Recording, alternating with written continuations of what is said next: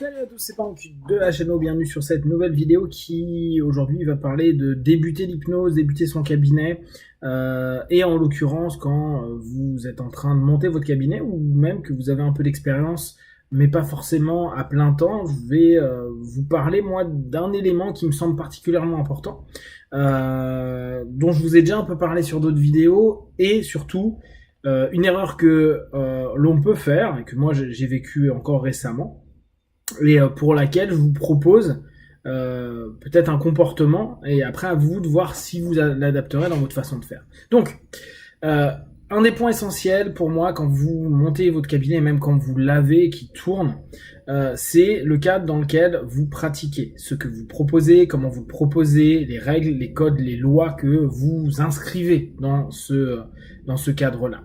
Je reviens pas sur cette vidéo sur les raisons de l'importance du cadre. En tout cas, moi, c'est quelque chose que je vous invite vraiment à cogiter.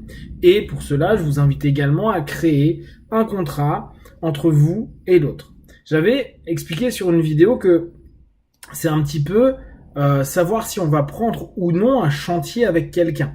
Et je sais que cette sémantique, elle est pas forcément celle qu'on attend d'un praticien dans l'accompagnement de différentes problématiques. Néanmoins, je considère qu'on est des ouvriers ou parfois des maîtres d'œuvre, ça va dépendre des différents travaux qu'on nous demande, et on a parfois l'incapacité à prendre un chantier, ou le chantier peut débuter et on se rend compte que c'est pas du tout notre compétence, notre qualité. C'est-à-dire que la demande en fait a mal été comprise et on s'est engagé dans quelque chose dont on n'est pas capable.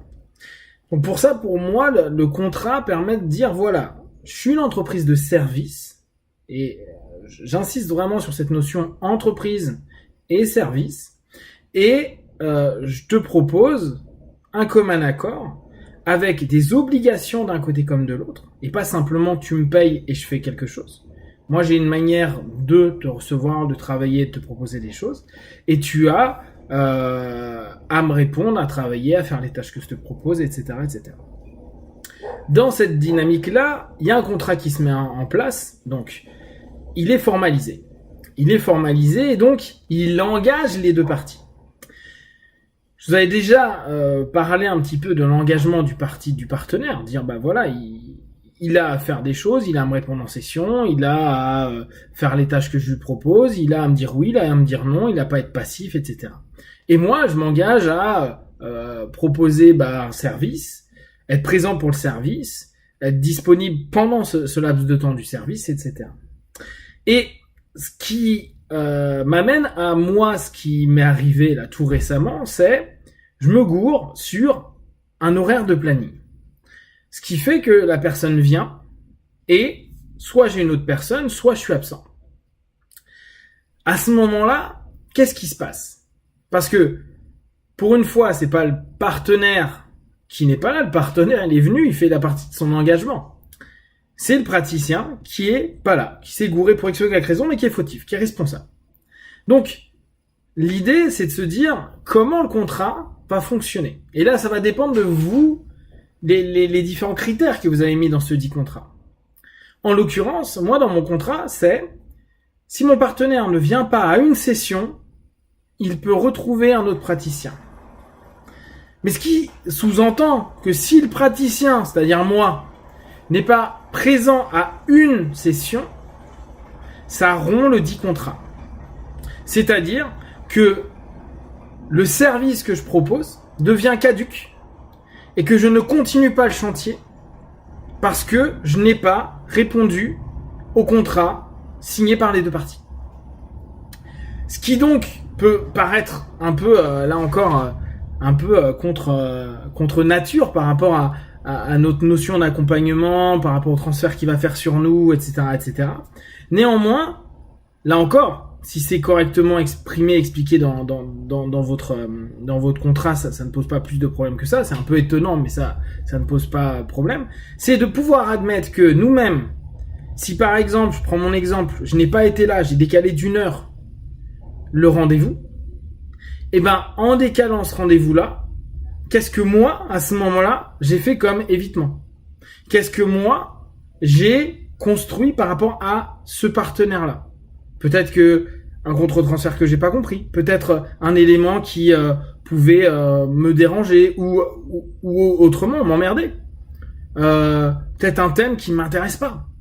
Il peut y avoir plein de raisons. Mais c'est là où c'est intéressant. Vous continuez votre thérapie à côté, votre travail d'auto-analyse et d'hétéro-analyse et travailler avec un praticien. Comme ça nous permet de nous poser des questions. Et se dire, bah voilà, moi, mon acte d'engagement, s'il est rompu, c'est-à-dire si je ne fais pas correctement quelque chose, si j'arrive trop en retard à un rendez-vous, moi, j'explique à mes partenaires, si t'as plus de 10 minutes de retard sur un rendez-vous, le thème, c'est le retard. Si t'arrives 2 fois en retard, il n'y a plus de séance, on arrête, le contrat est rompu. Pareil, si moi j'ai du retard, avec un partenaire, si c'est entre 0 et 5 minutes, quoi, on va dire, et 10 minutes pour X ou Y raison, ça va. Si ça dépasse 10 minutes, il y a vraiment quelque chose que je dois faire. Et si je le fais une deuxième fois, d'autant plus avec ce partenaire, j'interromps le lien, l'alliance thérapeutique qu'il y a entre les deux, parce que c'est moi qui suis responsable de la dissonance qu'on crée. Pensez bien, eux, ils attendent quelque chose de nous, mais nous, on doit aussi attendre quelque chose de nous. Et si nous-mêmes, on n'est pas clean par rapport à une personne, un moment, et après, on peut trouver toutes les justifications que l'on veut. On peut dire oui, mais gna gna gna gna gna. Le fait est, ce jour-là, à tel moment, je n'ai pas été disponible pour cette personne-là qui venait dans un cadre, qui est mon cadre professionnel, etc., etc. Donc, c'est particulièrement intéressant pour nous. Et ça nous permet de nous dire, OK, quand est-ce que j'arrête? Parce que la question après morale, c'est se dire, est-ce que je peux arrêter dès lors une pratique avec un partenaire qui avait commencé à avoir un travail de confiance, un travail d'avancer peut-être sur sa problématique, etc., etc., et dire, bah, moi là, le contrat, je peux plus le faire. Étant donné que je t'ai proposé un contrat, je l'ai pas tenu de mon côté, mais j'aurais aussi rompu le contrat si tu l'avais pas fait. La question qui suit, c'est se dire, est-ce que tu peux recréer un contrat avec le partenaire? Et là, j'ai pas la réponse. En tout cas, aujourd'hui, moi, j'ai pas la réponse. Pour l'instant, je dis, c'est pas sûr. Pourquoi? Parce que si, par exemple, t'as été absent ou t'as loupé ton rendez-vous, pour X ou Y raison, ton avion est atterri pas au bon horaire et t'as donné un rendez-vous et il te file en aiguille, ça l'a pas fait. À ce moment-là, on pourrait se dire, ouais, mais c'est pas de ta faute et donc ça ne casse rien au lien thérapeutique. Sauf que l'attente, la préparation, la transe dans laquelle se met le partenaire, là, elle vient d'être interrompue, brisée par l'absence. Parfois le fait qu'on n'ait pas pu prévenir, par plein de choses. Et dire, je passe outre ça, et je recommence le même type de contrat, à mon avis, c'est pas forcément clean. Vaut mieux qu'il trouve un autre praticien qui lui permette, à ce moment-là, déjà de travailler sur le fait que son précédent praticien, bah, il a fait de la merde. Et que ça a pu le blesser, le gêner, le déranger, être abandonné, etc. Plus la conséquence, c'est-à-dire rupture du contrat, et dire ouais mais en plus j'avançais avec ou je chantais que ceci, cela, et il y a plus, il m'a dit d'aller voir ailleurs. Cette notion-là, elle a vraiment, elle porte à réflexion en tout cas. Moi je trouve qu'elle a vraiment du sens parce que ça nous impose et ça nous implique dans nos postures, outre le cadre, notre posture de se dire faut que je sois clean avec ce que je propose. Si mon cadre est comme ça, je dois être comme ça. Si je ne suis pas comme ça, c'est que mon cadre déconne. Et si je me suis engagé sur mon cadre, c'est que je déconne. En tout cas, c'est pas mon cadre qui déconne, c'est moi qui déconne vis-à-vis du cadre. Ça veut dire que je dois également travailler, me sanctionner ou faire quelque chose par rapport à ça pour se dire bah non. Et pour moi, ne pas continuer l'alliance thérapeutique avec le partenaire parce que nous-mêmes on a déconné. Et là, je prends pour une absence, un retard ou un truc comme ça. Mais imaginez si vous commencez à avoir un transfert amoureux, un contre-transfert amoureux, ou que vous êtes dans de la séduction, ou vous êtes dans de la colère, vous êtes là aussi, il y a vraiment des choses à se poser. Est-ce que je suis encore dans ma posture? Est-ce que je suis dans le contrat que j'ai proposé à mon partenaire? Et à ce moment-là, est-ce que je dois continuer? Parce que il est pas là pour vous faire votre thérapie, parce que il est pas là pour gérer vos problèmes, parce que il est pas là pour gérer votre absence, votre projection, votre truc, etc., etc., etc.